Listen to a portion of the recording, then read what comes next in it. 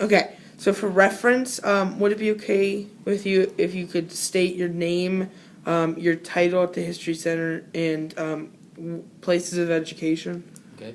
I'm Dr. Bob Blackburn, Executive Director of the Oklahoma Historical Society. I've been in the history business now 37 years here at the Historical Society. I've written 18 books and worked on a number of screenplays, exhibits, public programs, and probably given somewhere around 3,000 speeches. 3,000 speeches? Very impressive. Wow, okay. Two claps right there. Are we ready to go on the questions? You ready? Okay. So I'm actually going to start out with what exactly was the progressive movement? How did it affect the convention of Oklahoma? Sure. The progressive movement in its simplest form was a wide variety of issues, but generally what pulls them all together as a willingness to change, to improve, to say that today we may have certain conditions, but that we can do better. So you would have had conservative elements who said, well, it's always been like this. We've always had minors go down into unsafe mines, so why change? We have always had women who could not have the vote, so why change? The progressives would look at the conditions in the community, whether those facing African Americans, women, labor, exploiting the land and wasting resources, whatever it might have been. They says, we can do better. Let's work as a community together and through the force of government, which represents the people. Government sometimes is vilified today as this third-person party out there as if it's detached. Government is nothing but an expression of the community, working to elected representatives to say, this is the greatest good for the greatest number of people. The progressive says, let's use government to go in and prevent the exploitation of children in the packing plants. Let's go in and make sure that the mines are safe, that everyone has a chance to enter into the middle class, to buy a home, that they have a chance to get a job, they have a chance to get a free education, that there's hope for the future, in that we must change current conditions to improve the quality of life for everybody. Well, thank you. That's the short version. Very good. Okay. So, that kind of answered my second question. No, it doesn't. No, Because as you edit, I see. I was looking at the third one. You go ahead and I may repeat myself sometimes. That way you can edit what you'd like or to put it in whatever context. See, I have questions laid out here, and you just answered two questions right there. He's really good at this. So, how do I explain this? What really was the difference between the Populist Party and the Progressive Party, and which was more prevalent? Is that the correct word? In the state, in the Oklahoma and Indian territories? Okay, you really have two political, social movements in America in the late 19th century, early 20th century. One is the progressive movement. Oftentimes that's personified by Theodore Roosevelt, Woodrow Wilson, these progressives who says we need to limit the access to alcohol with prohibition. We need to work on the 8-hour workday. We need these government policies. Largely that was driven by the urban elite, those people in the colleges, in the community who had dialogue going, who says the greatest good for the greatest number of people is this pattern of change. The populists, though, came from rural America, largely small towns, the farms, and they saw their lives changing because of industrialization, mass production of goods, the things that Henry Ford loved, the assembly line where you can take workers, and instead of a worker producing an entire product from beginning to end, you put them making one object or installing just one item all day long. This industrialization, the urbanization, mass communication, the onslaught of movies, of more newspapers, was a threat to the populist way of life, which was largely agricultural, fundamentally a Christian culture, And they thought this was being threatened by this changing world. So to the populist, it's how do we go back to the good old days? It's another form of conservatism, of let's go back and make sure that the morals are maintained by the society, that people understand these Christian values, that we've got to give power back to the people rather than to the corporations. So there's some overlap between progressive and populist. Both are largely wanting to regulate or at least limit big business. They're wanting to deal with the changes that are affecting everyday lives of Americans, whether it is exploitation or moral change. They're saying we can do better. We can go back to the fundamentalism of our Christian religion where we take care of each other, where we don't allow people to go hungry in the streets. That can be populism, it can be progressivism. We need to control the power of big business, to tear down swaths of timber and let runoff pollute the rivers. At the same time, we need to make sure that farmers have access to those resources, not just the big corporations who have the money and the political influence. Let's give the power back to the people. Let's go away from the gold standard that really favored the rich and the people with capital. Go to a silver standard, which was one of the basic fundamentals of populism and some of the progressives as well. Let's give power back to the people. Let's create inflation. Let's increase the monetary supply. Let's give people the chance to get a little piece of the American dream and do it in a fundamental way that is true to this nature of a Christian nation. So there's some overlap, but they come from different places, but dealing with some similar issues. Okay. Sounds a little bit like the presidential campaign now. Mm-hmm. You know, it does. We always come back. We'll come back. So, through my research, I've read a few things about socialism, and it's kind of like a wild card. So, what part did it play in the convention and pretty much just politics during the time period? Okay. Now, whereas progressivism and populism are really intellectual movements, this is something that's changing in everyday lives. So you can be a progressive and say, I'm going to serve on the library board and create a library so kids and everyone has a chance to benefit from reading and learning. That's a progressive instinct to want to help that way. Progressive or populist might say we need to control what kind of movies they show in town so you're not suggesting an immoral way of life. Well, that was throughout life. Well, the socialists are largely involved mainly in the economy.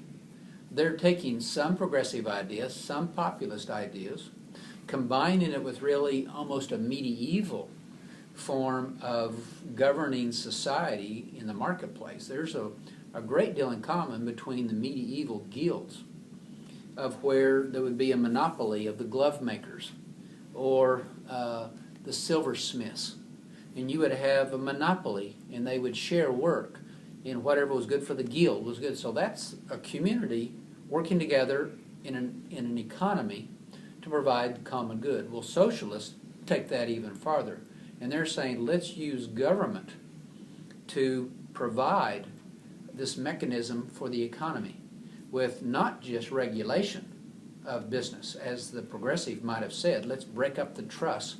Let's create, these agencies. Eventually, a progressive institution would be the Environmental Protection Agency, which would be a good example.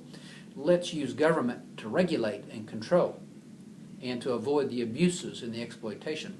A socialist would say, no, regulation is not enough. Let's own it.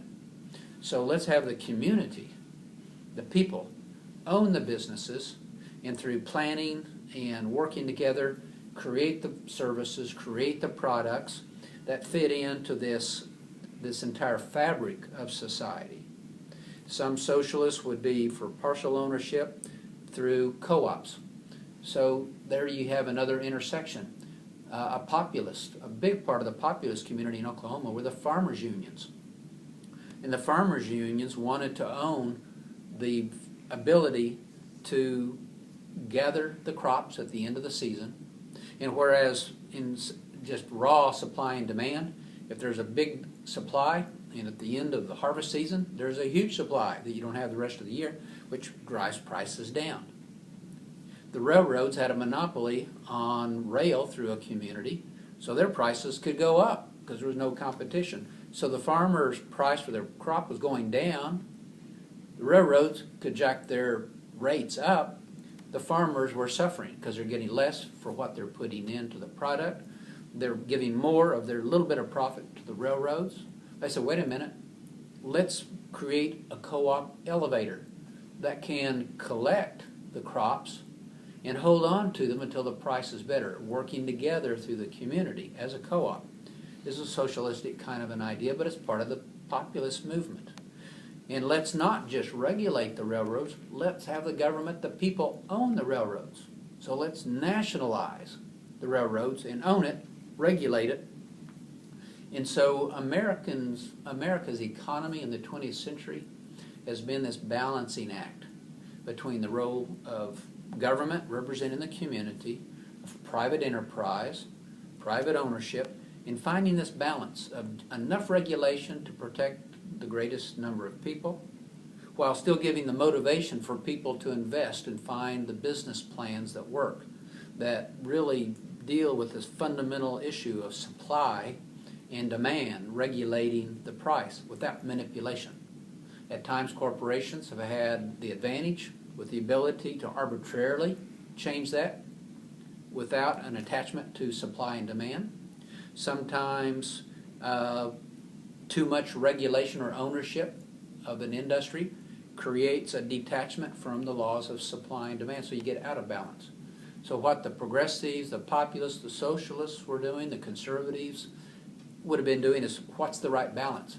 And there's a difference of opinion. Some people think should be more regulation, some people think less. Some people think the federal government should have more authority on interstate commerce. Some say states' rights, let's control it all locally. Some people say let's have the people own an industry or part of the economy through public own of grasslands. And you have some people saying transfer it all to private property. Some people say let's create the national parks and conserve some of these resources for future generations. Others say we don't need it. Let's go ahead and use it. Let's create the jobs. Let's drive the economy by logging, by farming, by mining. American history in politics and the economy is the story of balancing between all of these different options on how a community can live together with the fundamentals that we have in the Constitution, that we have through our laws that are passed, federal, state, local. This is all regulating society one way or another. The question is, how much regulation? Who is going to own the sources of production and providing services? Who will benefit? What are the forces that will drive this economy from finance to delivery to consumption? This is what politics is all about today. And every time we vote for a mayor, a governor, a legislator, a congressman, a president, we're making a decision about which policies we want to support.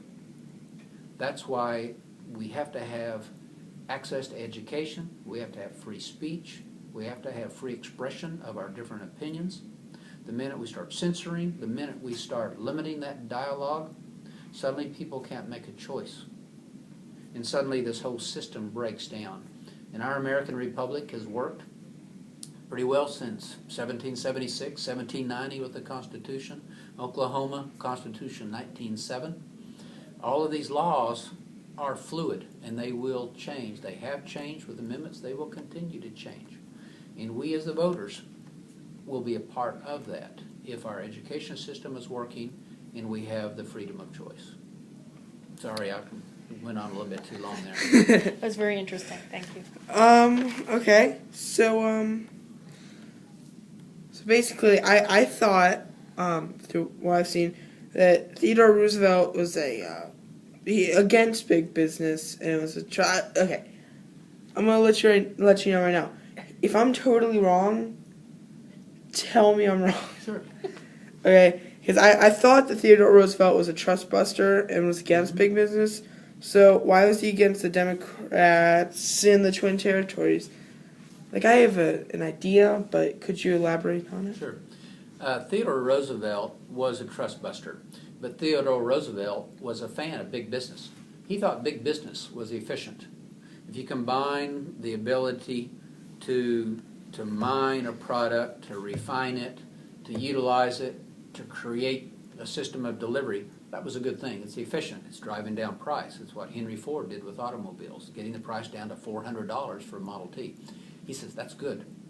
But what he did not like was destroying competition. So if Henry Ford has the ability to create an automobile with those other resources, we have to give others the possibility of creating a rival company to compete. And the minute those opportunities started to shrink, and like a good example would have been the Rockefeller family. They not only created a way to drill for oil, to refine it, to deliver it through filling stations or other products, but they started buying up all the competition until they had a monopoly on refining. So if you go drill a well and you're not going to be part of Standard Oil, you have nowhere to sell your oil. So you're limiting the opportunity of this one businessman to have, or woman, to have a chance to get into the economy. He saw the downsides of getting too big, too much monopoly, too many corporate connections interleaking all of the parts of production and delivery. He said, we've got to break that up to create more. Big business is good.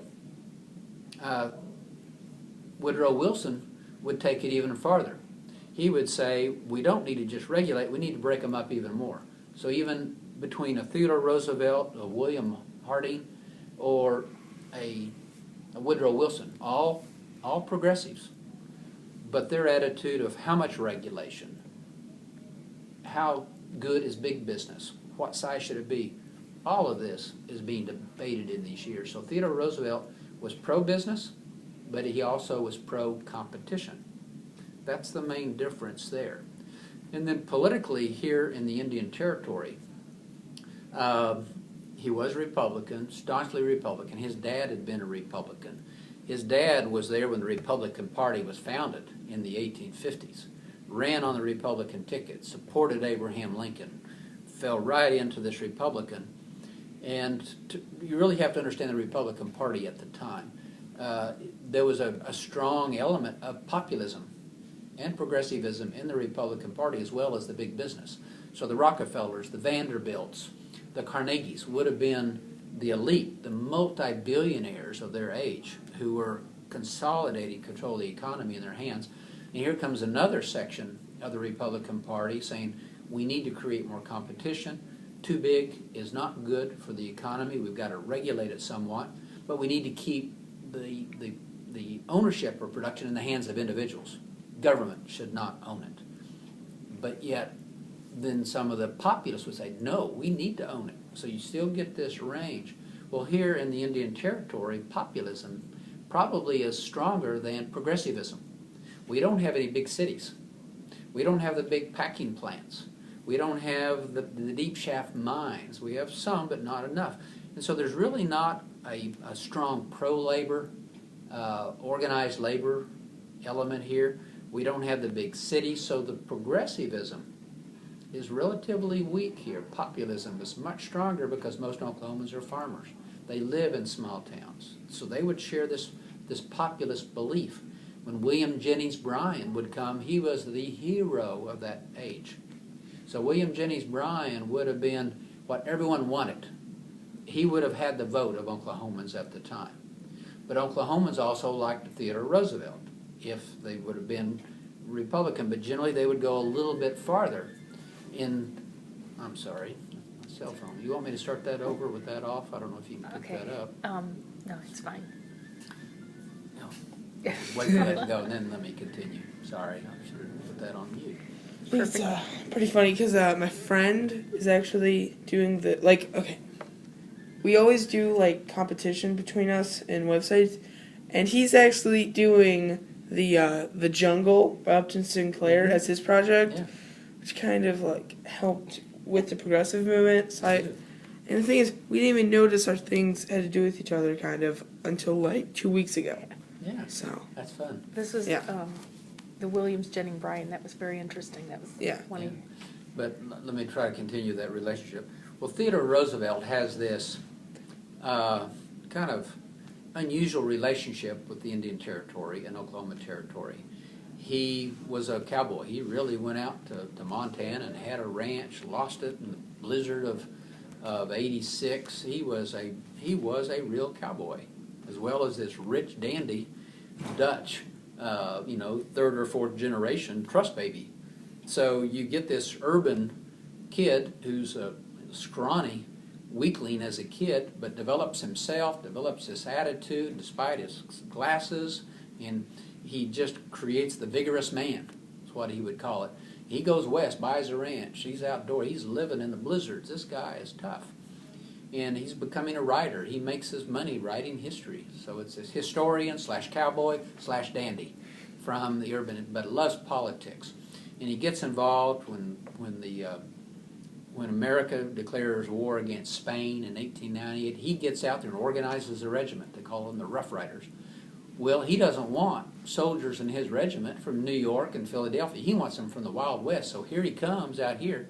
The majority of his troopers and the Rough Riders that stormed San Juan Hill in Cuba came from Oklahoma, Texas, and New Mexico.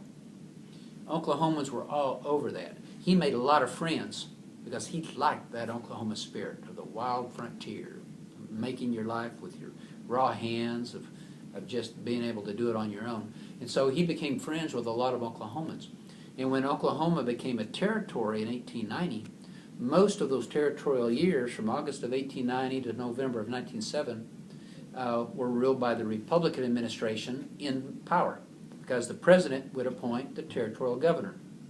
And so the Republican administrations had most of the years, there was one Democrat in there for a while with Cleveland, but most of the years Republican administrations running territorial government. So he was involved in government. Our territorial government was largely Republican, headquartered in Guthrie. But things were changing. Once the Indian Territory came in to this conversation, so instead of two states, one from Oklahoma Territory, one from Indian Territory, and some people advocated that, the Indians put together a convention in 1905 called the Sequoia Convention to create a state of the old Indian Territory, as opposed to the state made from Oklahoma Territory, the state of Sequoia. Well, almost all Democrats, because those Indian leaders of the Cherokees, the Choctaws, the Chickasaws, the Creeks, the Seminoles, they came from the Old South. Their mixed blood leaders brought slavery. They brought this Southern culture. The South was very strongly Democrat at the time. Didn't like the Yankees, the Republicans, who forced them to come back into the Union during the Civil War. So you have these sectional differences. Indian Territory is more Southern. Oklahoma Territory is more Midwestern / Republican. But once you throw in all the voters from the Indian Territory, more Democrat than Republican, suddenly there are more people there and they dominate.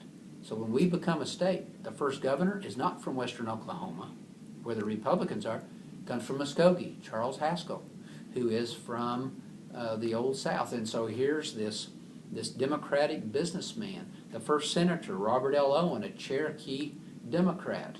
And they control, and so suddenly Theodore Roosevelt is on the outside looking in. And so he's got his friends, he loves the culture, he loves the Indian, he loves the frontier life, but you have a state dominated by the Democratic Party. Not totally, there's a strong Republican minority, but Democrats are typically winning all those early elections by 5 and 10%. But the Republicans are there, especially in the Cherokee Outlet, in towns like Guthrie. Oklahoma City would have a strong Republican body, but boy, once you get into Indian Territory, that's largely Democrat. So that gets back into party politics a little bit. The populist movement kind of separating from the progressive movement. And by World War I, both the progressive and the populist movement are both losing steam. They both begin to lose the hearts of the public. And the public starts voting again for people like Calvin Coolidge, William Harding, and others, rather than the Roosevelts and the Wilsons and the progressives. They're certainly not going to vote for the populist candidates anymore. And so the pendulum swings back away from the populist and progressive movements. But then here come the 1930s and the Great Depression. And suddenly this progressive movement becomes dominant again. The populist movement of helping farmers work together to control prices, that's the heart of the Agricultural Adjustment Act of 1933 and 34. The Works Progress Administration, the WPA, the PWA, is this idea of the community working together to create jobs. May not own, but we can work together to create jobs, to build highways, to build libraries, to build stadiums. You see the remnants of that age all over Oklahoma. So this pendulum is shifting back and forth. And so these new movements like populism, progressivism, socialism, conservative republicanism, the way that we regulate capitalism, all the way from social Darwinism and survival of the fittest and whatever someone can do. If they're big enough to do it, let them do it. All the way up, no, we need these laws to regulate, to prevent the exploitation, to prevent the action of one person impacting the life of another. So let's not pollute the air, because the people living downwind are going to suffer from breathing that air. So let's regulate the emissions. It was an issue then, it's an issue now. And so this pendulum swings back and forth. And you can see that throughout history. And all of these movements, all the party politics, the leaders, that's what makes history so fascinating. And so asking questions about populists, progressives, Theodore Roosevelt, William Jennings Bryan, and all of this helps us understand what has happened. And by connecting the dots from the conditions and what people did and how people led and why people voted certain ways, helps us understand the way the system works. And then we can better put together solutions to the problems that we're going to face tomorrow. And hopefully convince people to get involved, to make decisions. Because history doesn't happen on its own. It's not inevitable. History happens because people are making decisions. It's either to lead, to vote, to follow, to join, to support. We all make decisions every day that make a difference in our lives. The progressives did it, the populists did it, the capitalists did it, and it will still go on today. Sorry, I get preaching a little bit here. Oh, it's beautiful. No, really, he looked at me like, that's beautiful. I mean, he gave me that look. No, seriously, I mean, that really answered your last questions, like, completely. Okay, I think I forgot that question. Oh, you're okay. No, you're okay. Oh, just go in order? Yeah, you're doing good. Okay, so what were some of the issues? This is like completely like swinging your I was place. thinking like that one. Oh, okay. So Since he was, in just this talking about book, Did the camera get twisted there and screaming about, or is it still on me? No, it's still good. Okay. Yeah, watch yourself there. so this is the book I'm going to be Danny, talking about here. He was one of my best friends. I admire him a lot. So in Progressive Oklahoma, it almost made it sound like the Sequoia Convention was a sham, you could say, and that the white men in charge knew it would never work and just use it for their own political advantages. What are your feelings on this? No, I think let me start over. I really believe that the Sequoia Convention was a sincere effort to maintain local control. Today we have issues about states' rights.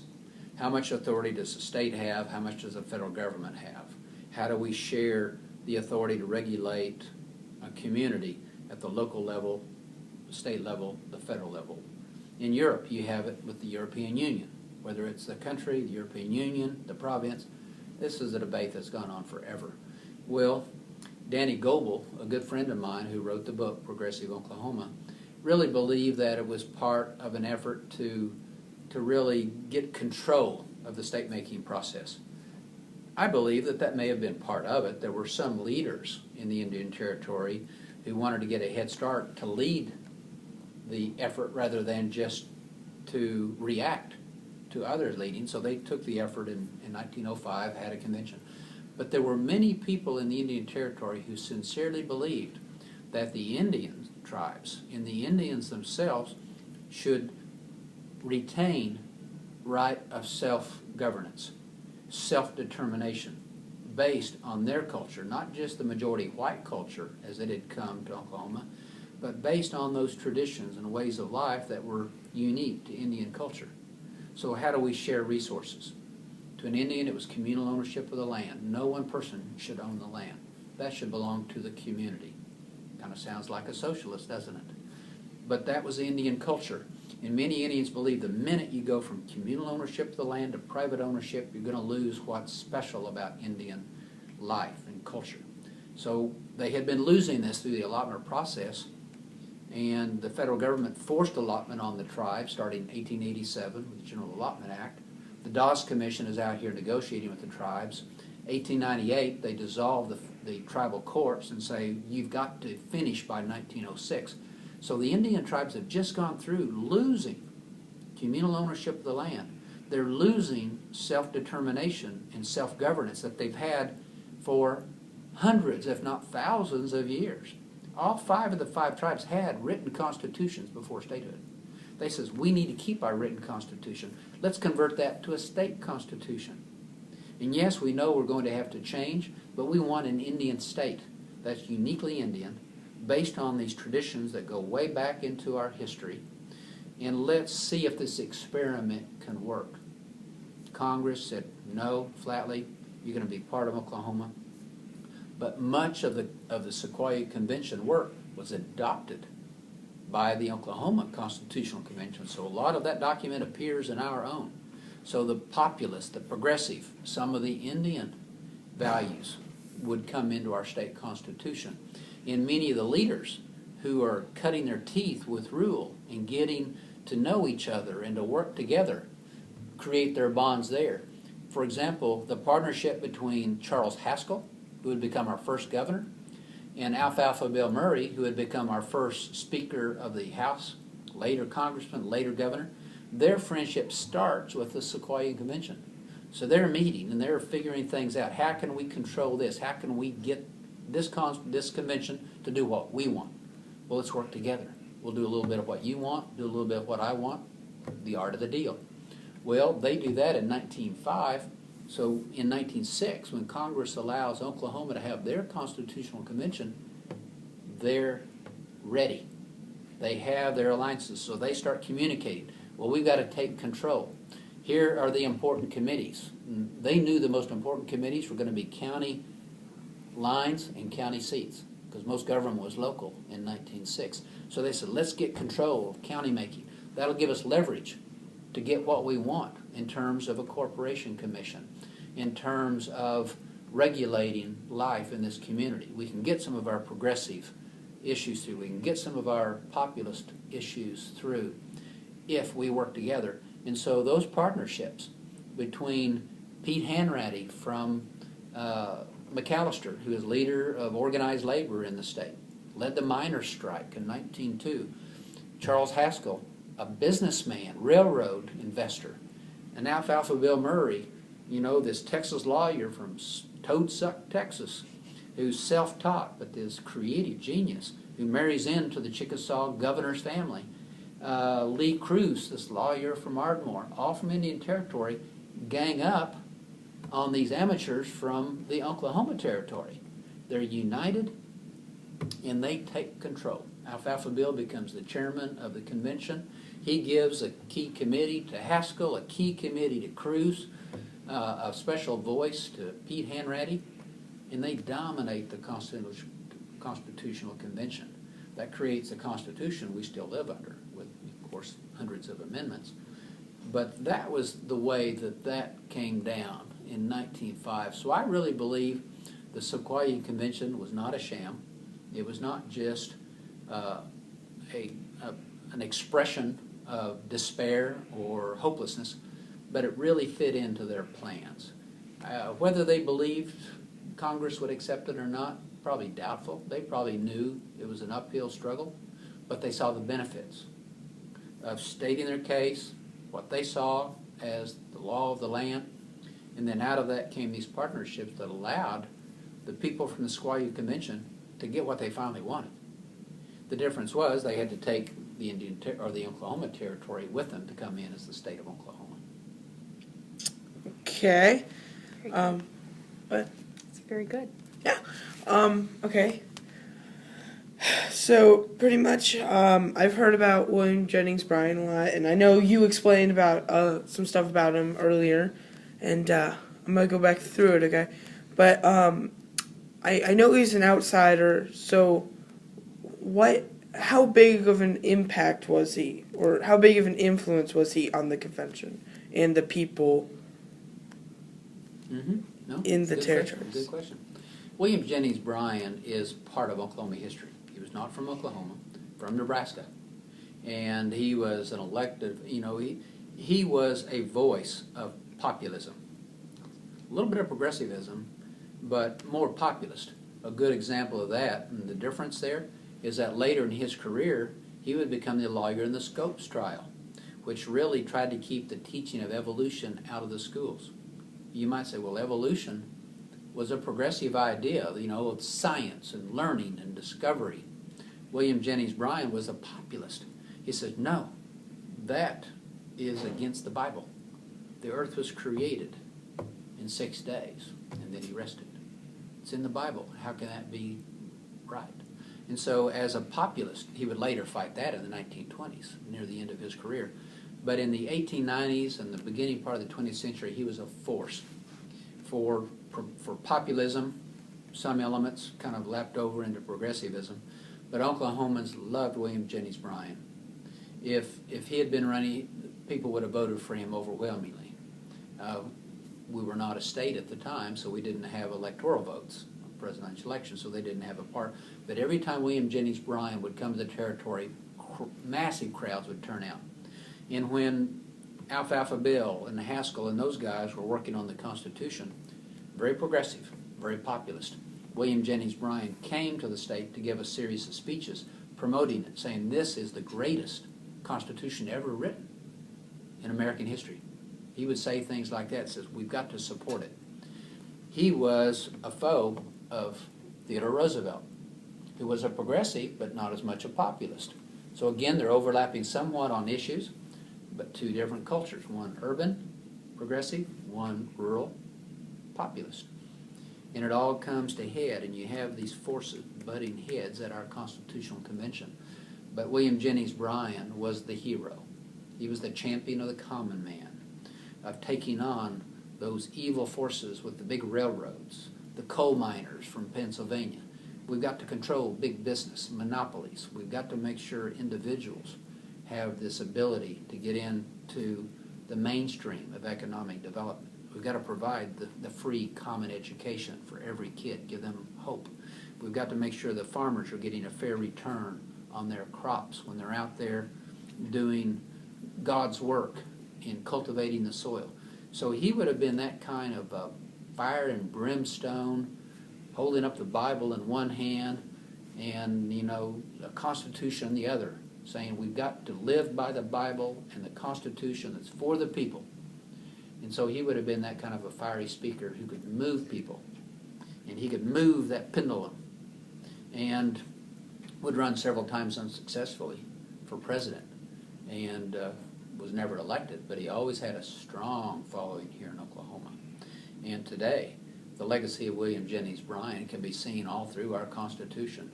You still see it in politics. Today, a lot of people call Oklahoma, I've had questions, why was Oklahoma so liberal at one time, so conservative now? Well, it never has been liberal. It's always been, I call it conservative populism. And it's tied to the land. And so a lot of the things you see the Tea Party saying today in the 21st century, Alfalfa Bill Murray was saying that in the 20th century. And so the issues change. We better, I'm sorry. Yeah, I was just going to say, it's 40 minutes. Ask the last question, everybody. One last question. Okay. Yeah, I'm gonna go with this one. I was gonna say any further. Okay, Like go ahead. one That's long fine. question I or think- one short question? We'll figure it out here. Go ahead. I was gonna say, I think he answered this in that very beautiful part. I think that's answered already. I would quickly just ask. Okay. Do you have any recommendations for further research? For me.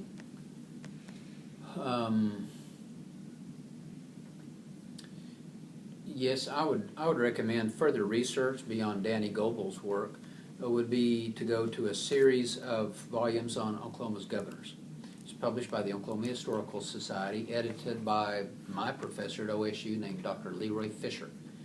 And he would have us graduate students write articles about each of the governors. I wrote the story on Martin Trapp. You may have never heard of Martin Trapp.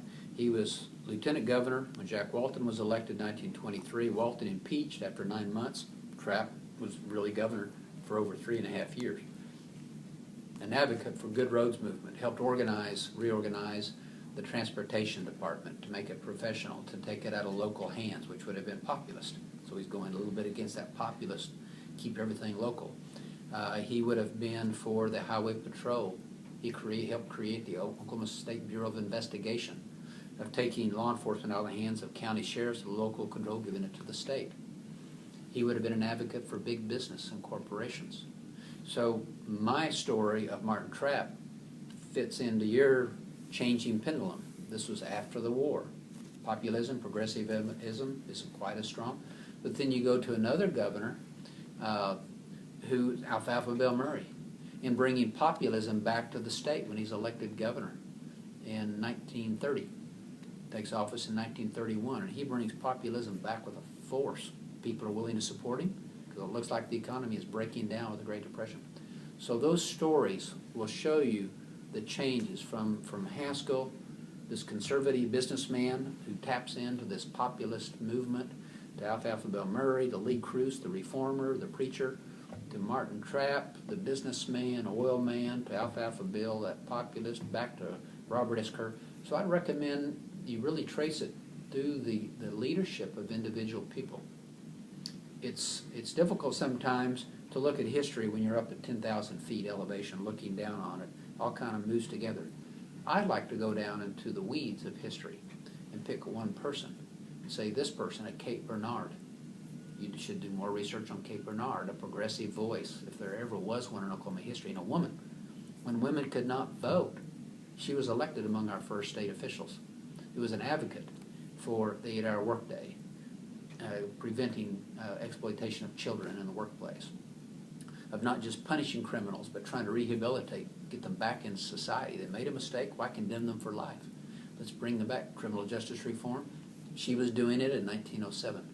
So I would recommend following up on Cape Bernard, Peter Hanratty, the Union rabble-rouser leading those miners and striking and fighting the scabs down there in the mines. Those are all good things. The governors who are leading the state.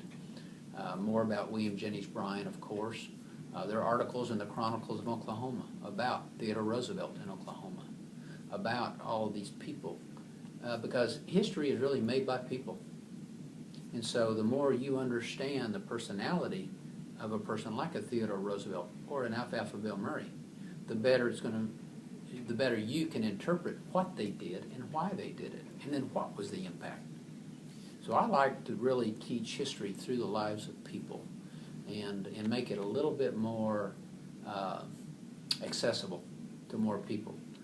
Because you can see just from my few comments on the difference of populism and progressivism, I've been studying this issue for 40 years, and I still don't understand it altogether. And so it's complicated. There's so many exceptions and overlap. But once you go down to the life of a person, we're all used to knowing our mom and our dad, our aunts and uncles, our grandparents, we know our teachers.